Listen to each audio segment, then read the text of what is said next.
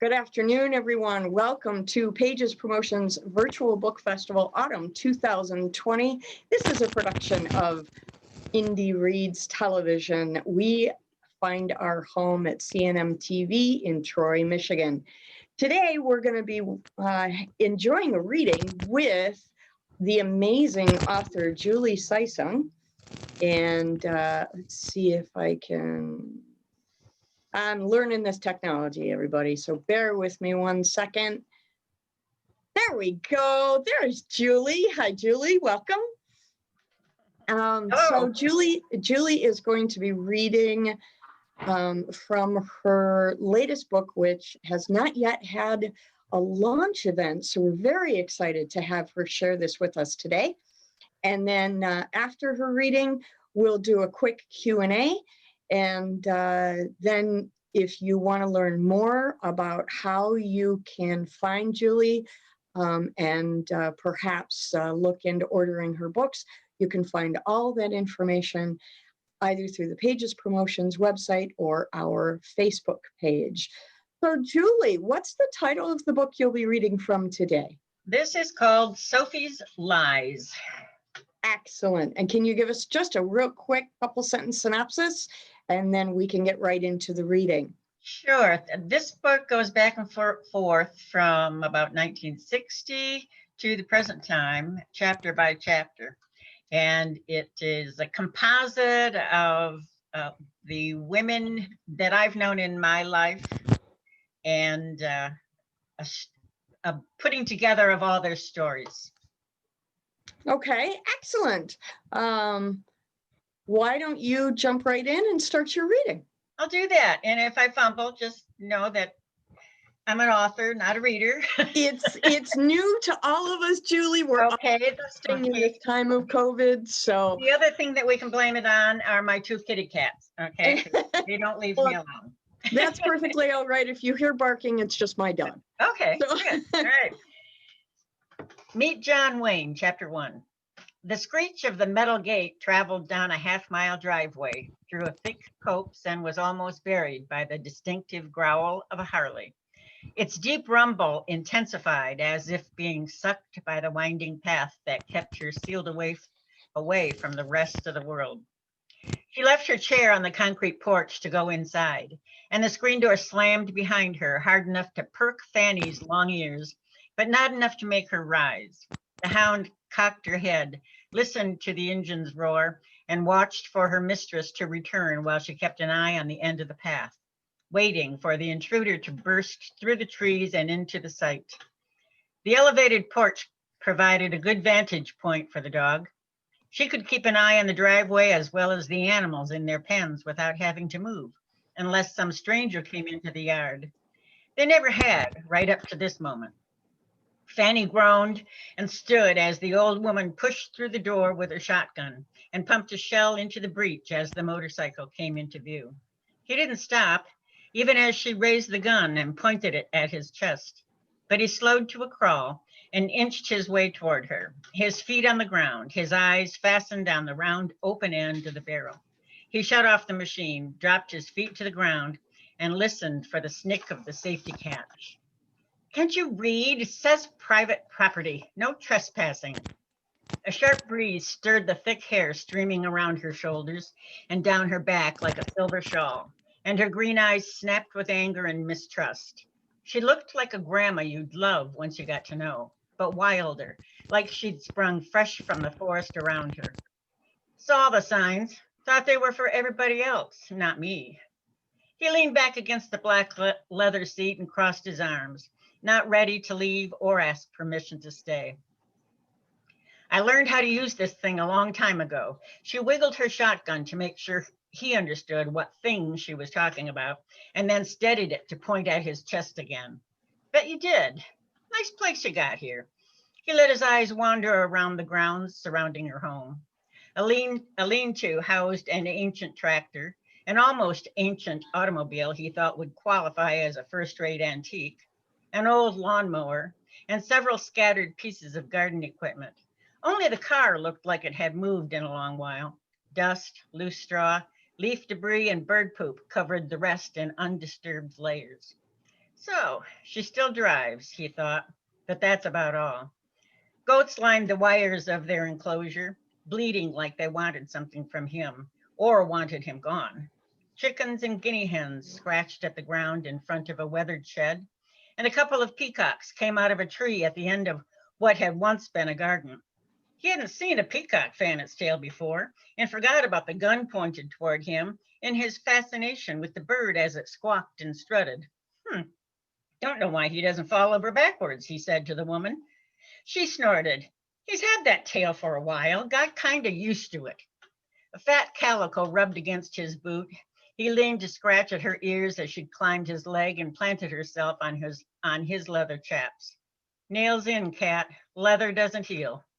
She poked the gun his way, reminding him she held all the cards, along with the gun, and he was trespassing. What do you want? I was out driving around and talking to people. Old man down the road told me about your place, and I thought, I'll check it out. He grinned and watched the weight of the shotgun drag at the barrel, which now pointed directly at his bike. I'd rather you didn't shoot Miss Lily. I heal, but she doesn't. Lily? Her head spun, looking for another snooper. My Harley. She's a girl.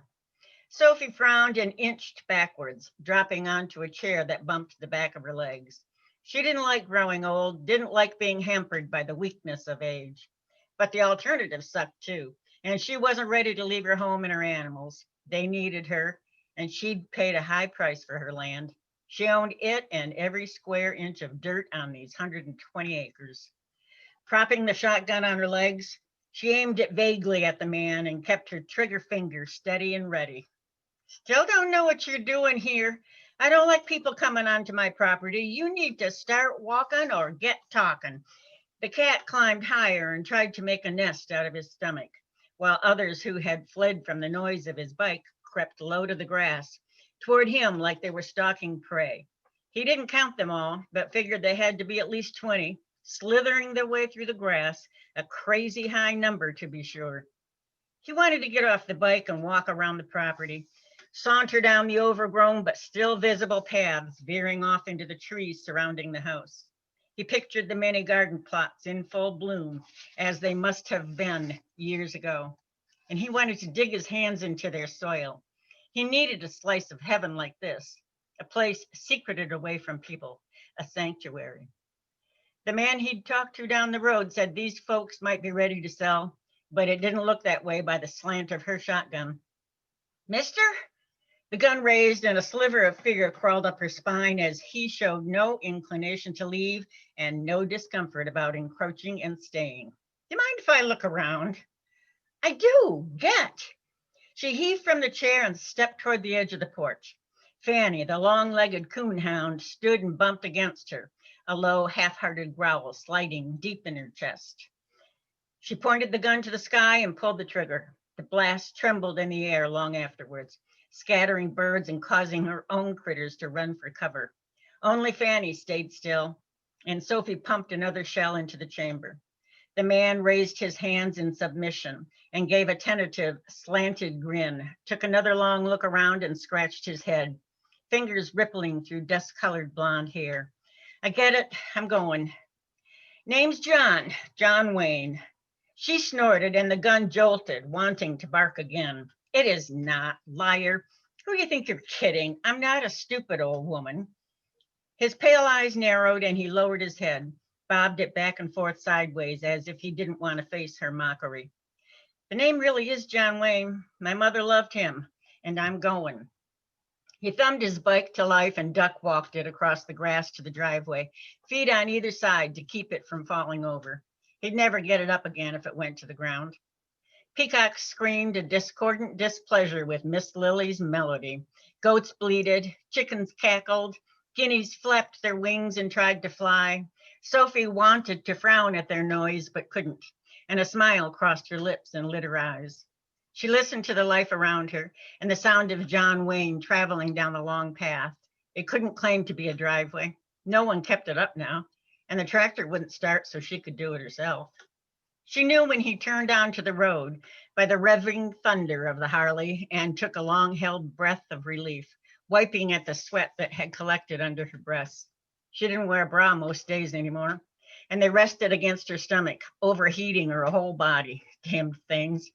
Sophie couldn't help the satisfaction stealing over her face. It wasn't like he fell off the bike when she pulled the trigger, but the look in his eyes and the set of his shoulders said it all. Clearly, he didn't know she wouldn't shoot him, or maybe nick his Harley. Well, she'd never heard it, not intentionally. The machine was positively beautiful. She let the shotgun hang from her hand, a heavy burden as she maneuvered slowly down the 3 concrete steps to the ground and moved toward the chicken coop and goat pen. But she didn't think he'd return, and he hadn't seemed malicious. After all, he let Callie climb his leg and sit on him. Not all men would do that, but the other one had liked cats too, had let them crawl all over him, had more than 20 in the house at one time. Liking cats doesn't mean a damn thing.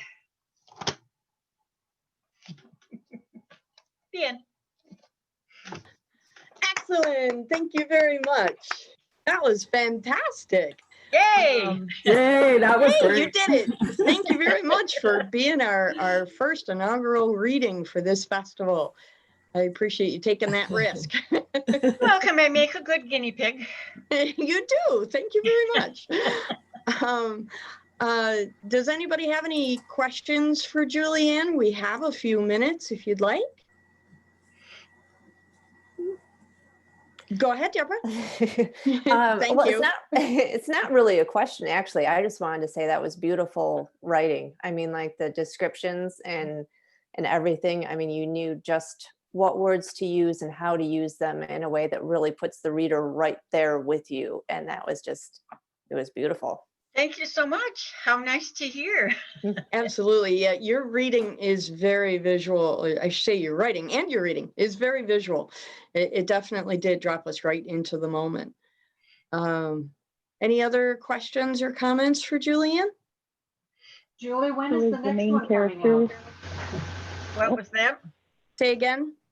When are you working on the next one? How close is that to coming out? I am. It's Damselfly is finished Oh, and it's in revision right now.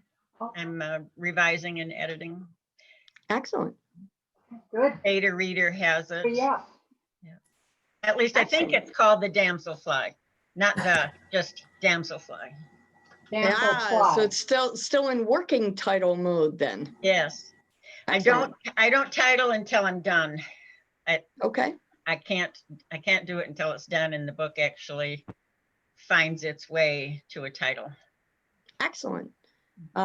Any other questions or comments for JuliAnne? Where Just the main character based on someone? Julie? I'm sorry, say again? Where do you get your ideas for the stories? How does that come about? I start out with the ending in my mind Oh, and then go to a beginning and find the thread all the way through to the end. But characters are very strange. They sort of make themselves. If you've read any of the first series of books, you will know a character named Harley very well because he was in all 3 of them, and he wasn't intended to be in any of them actually, other than for a couple of minutes. But some characters don't go away. Yeah, some characters have their own minds about what they're going to do and not do. They do. They do. It's for those of us, it feels a little like being schizophrenic. Or maybe we are. Maybe. Anybody have any other questions? Luba, did I hear that you had a question? It actually wasn't a question either, but I just wanted to echo that I thought your writing was beautiful and very, very visual. And I don't think you ever need to start a reading with an apology about your reading abilities again, because it was, because it was very animated and I've recently was on a Zoom meeting with a Pulitzer Prize winning novelist, and I was falling asleep and I wasn't with yours at all. So Oh, good. I Well, didn't there hear you any snoring. So you've jumped over one of the biggest hurdles, JuliAnne. You're not putting your audience to sleep. Yay. Yay. Not even close. Not even close. That was great. Thank you. So, JuliAnne, you have two other books that you sent in that we're going to be discussing throughout the festival, and everybody should watch Facebook for those posts. And again, you're going to have another reading later, or another interview, I should say, later in the month, where we can get more in depth. But the two books that you sent, The Elephant in the Room and Leaving Nirvana, they're both historical fiction. Is historical fiction primarily the genre in which you write? Yes, it is. Sophie's Lies is probably the most contemporary of any of them, and even this one goes back to 1960. My favorite time frame is about 1880 on up to about the 1930s. Beyond that, I'm more enthralled with the that turn of the century time period. I don't know why, because I have to look everything up. Well, maybe the research is half the fun. Maybe, yeah. It is. Elephant in the Room starts about 1890, and it goes up into the upper 1930s. And it does have a framework, because the framework is my grandmother's life. Okay. And then it goes all over the place from there. It's not biographical by any stretch of the imagination. But she is the framework, and some of the things that occur in that series did actually occur in her life. Okay. Leaving Go ahead. Nirvana is the same. It's the story of Idlewild in Michigan, with a whole lot of embellishing. Okay. Well, creativity in fiction is the best. Taking those little nuggets of real life and then turning them into a new story. That's where we love to live best. Anyone else have any comments or questions for JuliAnne? No? Okay. I would like to give away a book. That would be lovely. Would that be Go lovely? right ahead. I'm not quite sure how to do it, because I don't know what number of people are here, but somebody needs to pick a number. Maybe that's Okay, you, so- Diana. So here, oh, not me. Okay, so we have 3, 4, 5, 6, 7, 8, 9, 10, 11, 12, aside from you and I. So let's see. Deborah, pick a number between 1 and 12. 3. 3. So that would be Kevin. You're not really Kevin. Kevin, not Kevin. You won a free book. JuliAnne, tell Kevin, not Kevin, what she's won. Oh, dear. You already have Sophie's Lies. Yeah, I already have one, so So we should choose another number, Deborah? yeah. 6. 6. 4, 5, 6. Thank you, Rose. Are you out there? Unmute. No, you're not there. Okay, are you there? Not there. Okay, so I guess that means Dawn. You win. You're in the next in line. Yay! Where's Dawn? How come I can't see her? There she I'm is. right She's here. I was late coming in. I couldn't find the number to get Oh, it. there she is. awesome. Okay. Okay, how do I get this book to Dawn? So this is how this is going to happen. Dawn, in order to collect your prize, you need to jump on our Facebook page, which is Pages Promotions Virtual Book Festival on Facebook, and send me a message with your contact information, and I will pass it along to JuliAnne, and she'll get you your book. Or she knows my address. Oh, you two Can are you hear me? acquainted? Dawn? Are Yeah. you two Thank you. acquainted? All I right. didn't know that was She's you. my sister. John, I didn't know that was you. Oh, there you go. So you Well, guys can connect aside from that's the all right. Facebook page. You needed this book, Don. You didn't have this book, right? Exactly. I was like Okay. excited. Thanks. Okay, great. Well, that Yes, was fun. I will get it to Don. Okay, perfect. Wonderful. Well, I really appreciate everybody coming out for this first reading in our wacky Facebook book festival we're doing. We're doing, how did I count? 56 of these events throughout the month of October. So to find the schedule, go to our Facebook page, and or you can go to pagespromotions.com and find the schedule there. Follow us along on Facebook. We're giving away free books every Saturday, and all it takes is a share on Facebook. So find something on the festival Facebook page that you'd like to share with someone else, and you will be entered into that weekly drawing. It's a new box of books signed by the authors who are participating in this festival. And we're giving away a new box every Saturday. So jump on the Facebook page and join us, and you too might win stuff. There's a bunch of other stuff going on the Facebook page too, other contests, giveaways. So check it out and come on back and join us. Again, JuliAnne, thank you so much for coming. We appreciate You're it. welcome.